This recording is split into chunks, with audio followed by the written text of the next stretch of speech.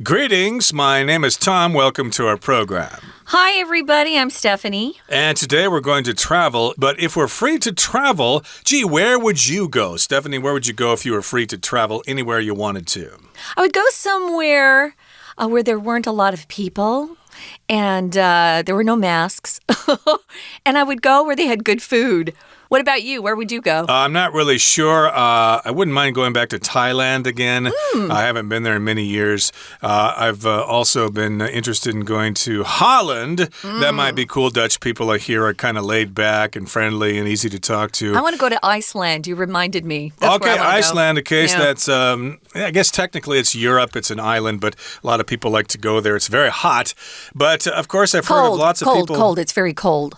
Well, I meant hot as in popular, but I suppose during the winter it's quite cold there. Although during the summer it's probably, temperate, mild. It's nice. But right now it's December, so you can bet it's pretty cold there. But we're not going to Iceland in today's program, but we are going kind of near there. I was going to say lots of people like to go to Switzerland, which is right next to Austria. And of course, those two countries have the Alps mountains there with lots of picturesque villages and stuff like that. And one in particular that we're going to talk about today is in Austria, and it's called Hallstatt. I hope I said that right. Have you ever been to Austria or Switzerland or even Hallstatt?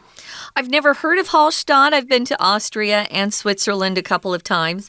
Switzerland is one of my favorite countries in terms of its scenery. It's so beautiful. It's an interesting place. Austria is also quite lovely. And if you like, say, waltzes and waltz-type music, Austria is a good place to go. Yeah, but I've never heard of Hallstatt, so I'm kind of excited to learn some more. We are going to learn a lot about this place, so let's get to it. Let's learn about Hallstatt, Austria. Let's read the entire contents of our lesson now from top to bottom. Tucked in among the soaring mountains of Upper Austria is a tiny must-visit village. You might wonder what such a modest place might have to offer compared to larger European cities. Passing up an opportunity to see Hallstatt, however, would be a mistake. This picturesque alpine village is the home of ancient history, with signs of industry dating back to around 2000 BC.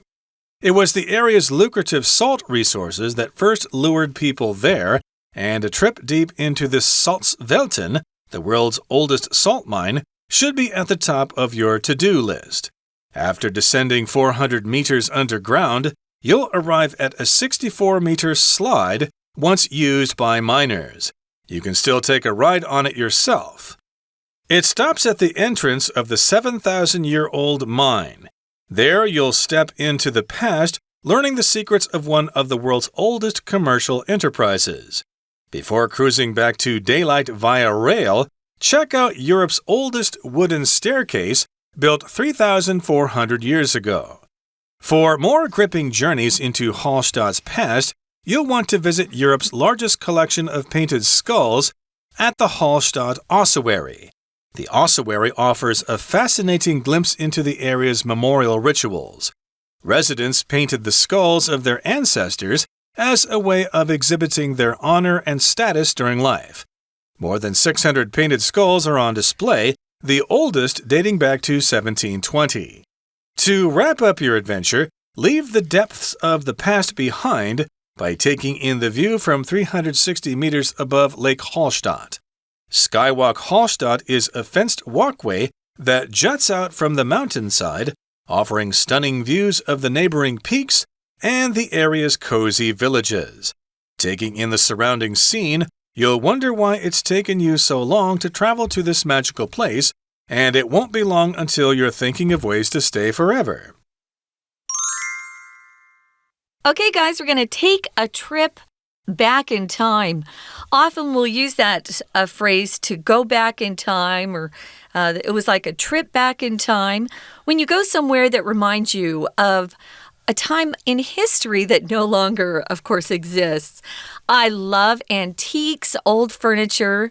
If it's 100 years or more old, then it qualifies as an antique. Other than that, it's just old stuff. But I love going back in history. I love stepping back in time. There's some particular small cities, especially in Europe, that feel like you're going back in time, where they haven't updated a lot of things. I love that stuff. So we're going to take a trip back in time in Hallstatt, Austria. Now here it says in the first sentence, it's tucked in among the soaring mountains of Upper Austria. So if you're tucked in, usually we use tuck in to talk about putting the loose ends of your shirt inside your pants, your waist of the pants that you're wearing. But here it just means something's in a kind of small area. It's enclosed or confined to kind of a small area. So it sits right there among the soaring mountains of Upper Austria. Soaring just means really, really tall, really high. Austria has some great mountains, that's for sure. And this is Upper Austria, which probably means Northern Austria, and it's a must-visit village. If you're in Austria, you should try to get there. You might wonder what such a modest place might have to offer compared to larger European cities. Indeed, when you travel around the world and to Europe especially, mainly you go to the big cities. You're going to go to Paris, Berlin, London, etc., etc. Why the heck would you want to go to an out-of-the-way village like Hallstatt? Yeah, you might wonder, why would I go to such a modest place? A place that's not really that big and not really that exciting. Well, because it's pretty unique and it sounds very charming. So that's why I would go. Now that I know about it, I didn't know about it before. So that's one of the reasons I would go. It's charming and kind of quaint, kind of unique. And it is something that's very different compared to, say, going to Berlin or Zurich or Paris, something like that. So passing up an opportunity to see Hallstatt, however, would be a mistake. You need to grab those opportunities, seize the opportunities that you have to go see something that's quite unique. We're calling it picturesque. Picturesque. If something's picturesque, it looks like a postcard or a painting or a beautiful photo of a place. It's just too beautiful to actually believe exists. Alpine just means it's in and located around very, very tall mountains, which, of course, are in that area of the world. You've probably noticed that when they have the Olympics, the Winter Olympics in particular, the skiers love to ski in Austria because the mountains are so great. Yep, Alpine refers to the Alps, basically, but nowadays, of course, it refers to any mountainous area. And I should mention there are different types of skiing. Alpine skiing is when you ski down a hill, you get taken to the top with a chairlift or something like that. Whereas Nordic skiing is cross-country skiing. You use the poles to propel yourself, and you don't get the luxury of lifts. You just sweat a lot. Right. I think people probably prefer the alpine variety of skiing. Downhill. It's a lot, downhill skiing, it's a lot easier. And of course, this is a picturesque, scenic alpine village, and it's got ancient history, and we've got signs or indications of industry dating back to around 2000 BC. So here, signs, of course, is not referring to the information posted on boards around towns and along highways. And we're talking about, indications or clues that they had industry there for many thousands of years. Right. Moving on to the next paragraph, it says, it was the area's lucrative salt resources that first lured people there, and a trip down into the Salzwelten, the world's oldest salt mine, should be at the top of your to-do list. It's kind of cool to go to a salt mine. I've seen them before, but if you haven't, it's a place that will be very interesting, I think, for people who take a trip there. Lucrative is in the first sentence. In the second paragraph, it just means something that is able to earn a lot of money, or there was a lot of opportunity to get rich there, So if you have a career in a lucrative field, you're probably going to make a higher salary than some people, but there's sometimes trade-offs. If you're making a lot of money in your career, typically you don't have a lot of time to play and relax. So you kind of have to balance those two things. Maybe you can retire early if you have a lucrative career in banking or something like that. And this area, of course, was quite prosperous because of the salt mine there. It was lucrative for people who lived there, and that's why people were attracted to the place. Here we've got the verb to lure, which means to attract someone. And of course, when I see the word lure, I think of fishing. Me too. When you go fishing, of course, you use what is called a lure, which is something that kind of looks like a fish, and it's got hooks attached to it, and you cast it out into the water, and a fish will think it's a small fish, and they try to eat it, but the hooks get caught in its mouth and they are lured to that lure. But here, lure just means people are attracted there because you can make money if you go there. And then you can go into the Salzwelten, which is the oldest salt mine in the world. And that should be at the top of your to-do list, which of course is a list of the things that you need to do. I make a daily to-do list. In the morning, I get up, or sometimes late at night, I'll write out the things in order of importance, I should say. What do I need to do first, second, third? And then I love to cross them off as I get them done. That always makes you feel like you've accomplished something. So those are to-do lists. Now you're going to descend 400 meters underground. And that's when you arrive at a 64-meter slide once used by miners. Ooh. I don't want to go underground. Thanks a lot. Now, if you descend, it means you're going from a higher elevation to a very low elevation. So if that doesn't bother you, if you like to go from high elevations to low elevations, or if you enjoy being underground, kind of a scary feeling, then you might enjoy doing this and going and checking out this area where miners used to work. Now, of course, when they were doing it, they probably had pretty difficult circumstances.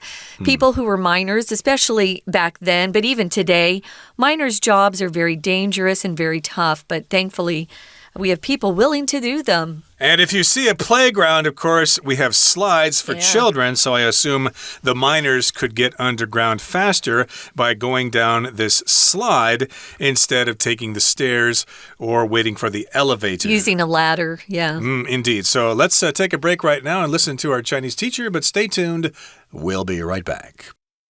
听众朋友大家好，我是安娜。我们今天要带大家到一个很漂亮的小镇，叫做 Hallstatt， 它是在奥地利哦，在阿尔卑斯山之间的一个很漂亮的小镇。好，那这漂亮的小镇 Hallstatt 它有什么好看的地方呢？它其实有3个景点特别可以去哦。不过这个小镇到底在哪里啊？它其实隐藏在奥地利啊这个高耸的群山当中。我们看到第一段的第一句，其实它是一个倒装句耶，它的主词其实是在 be 动词 is 之后，所以我们先看一下句子比较接近后面的地方，大家可以在 be 动词的 is 前后打斜线。真正的主词本来应该是后面 a tiny must visit village， 那这个很小一定要去看的村庄到底在哪里呀？它真正的地方副词放在句首形成倒装，它其实就藏在这个地方 tucked， 从句首开始一直到 Austria。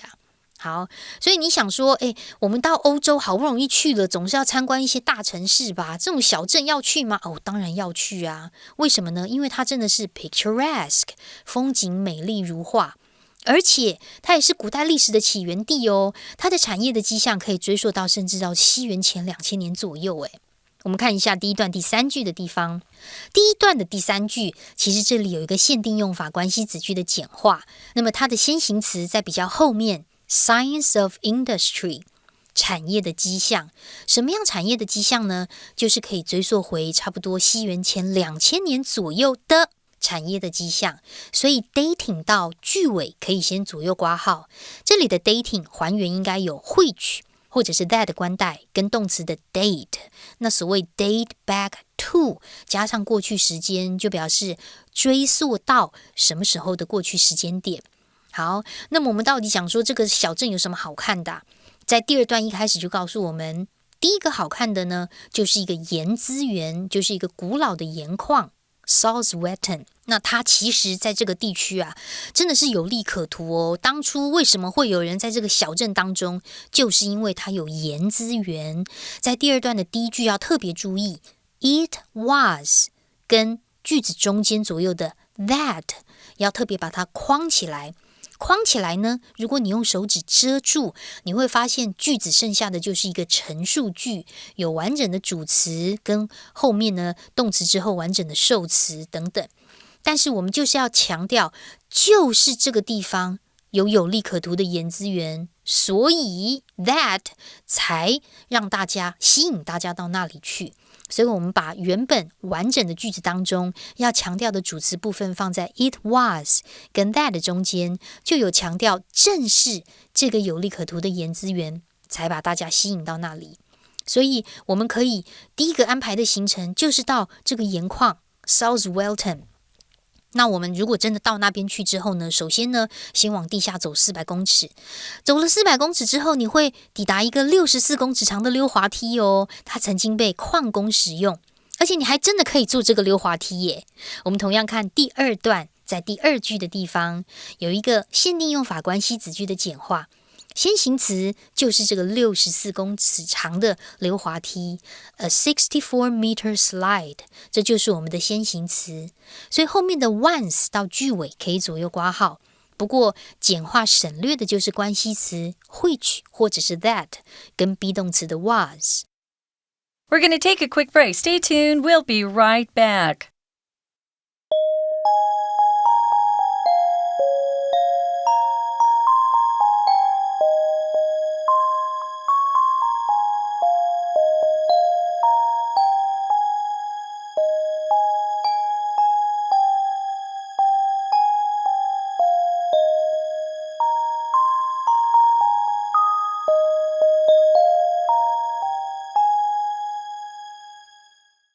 Welcome back, guys. We're taking a trip back in time. We're going to a little town called Hallstatt, Austria. Austria is in Europe, of course. And we kind of described what it looks like in the first paragraph. It's very quaint, very charming. It's tucked in among the soaring mountains of Upper Austria. Those are the Alps we're talking about, ALPS, the Alps. And it's a tiny must-visit village. You could also say must-see village. A lot of people are making those kind of lists, must-read list, must-see list, must-do.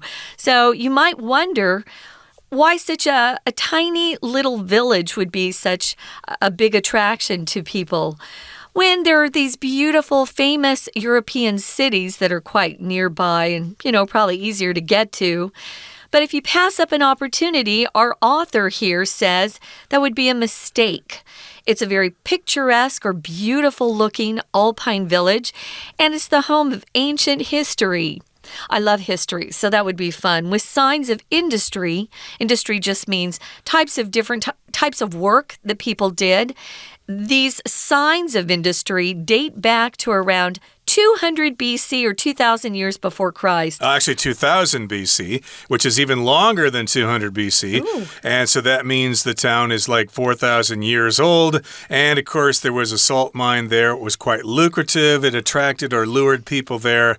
And of course, it's the world's oldest salt mine. And then you're going to descend 400 meters underground. Yeah. And you'll get to that slide. The miners used to use that slide.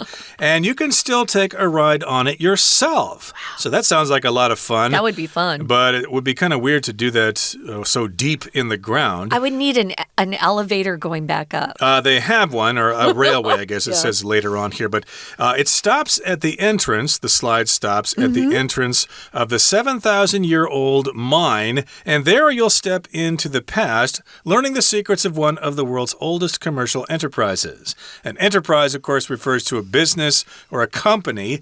And it could be a general term for a certain area of the economy, but oftentimes when I see the word enterprise, I think of a particular single company. Enterprises actually include more than just a single company. And I've noticed it's a popular word here in Taiwan. Tom and I record things called 简介, which are business introductions. And a lot of times they'll say enterprise.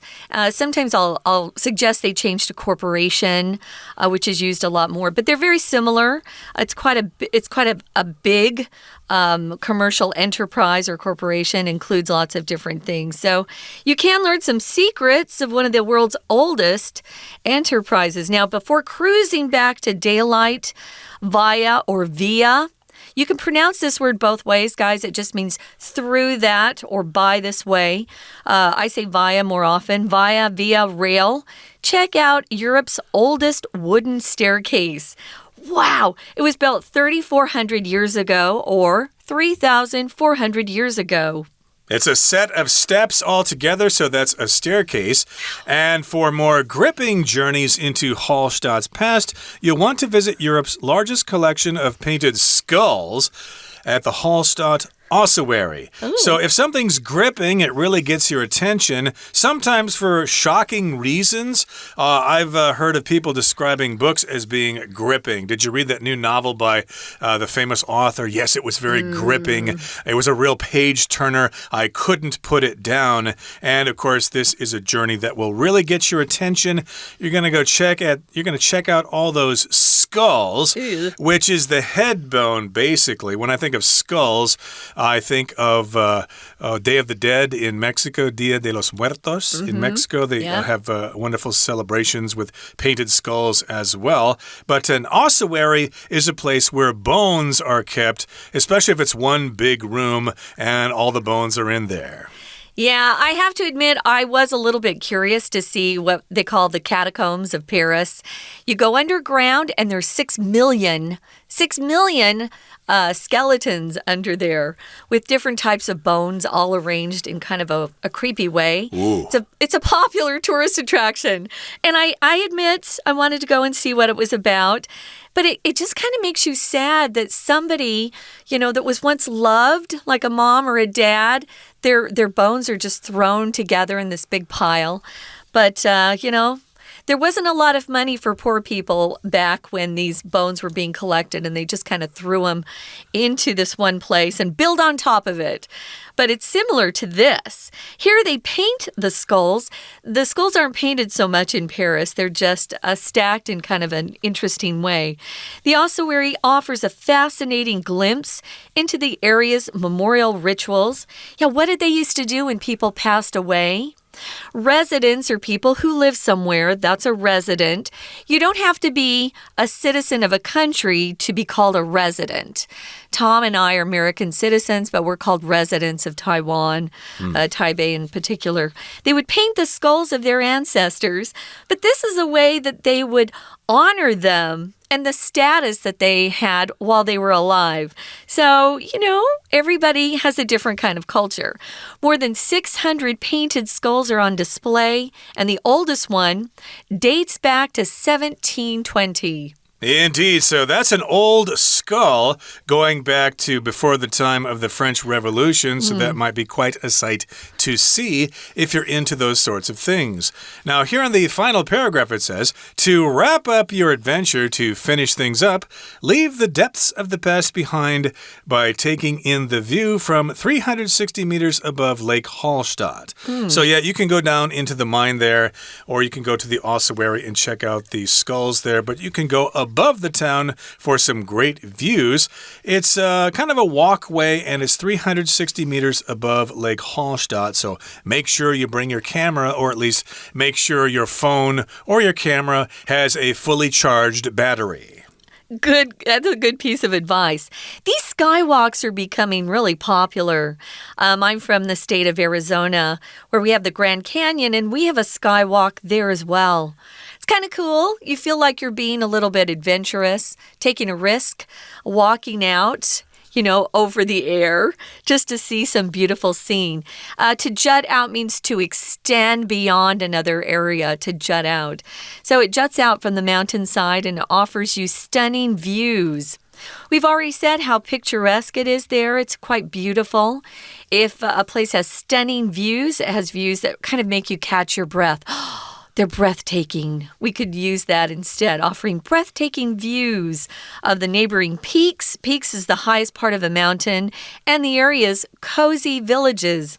If something's cozy, it just gives you a feeling of being wrapped up in a lot of love and warmth, and you just feel like you can relax and, you're welcomed into a home. If someone has a cozy home, it's probably a home that you feel like you can just kick back and relax. You don't have to be on your best behavior.Exactly. So if you take in the surrounding scene, if you enjoy it, if you look at it, you'll wonder why it's taken you so long to travel to this magical place.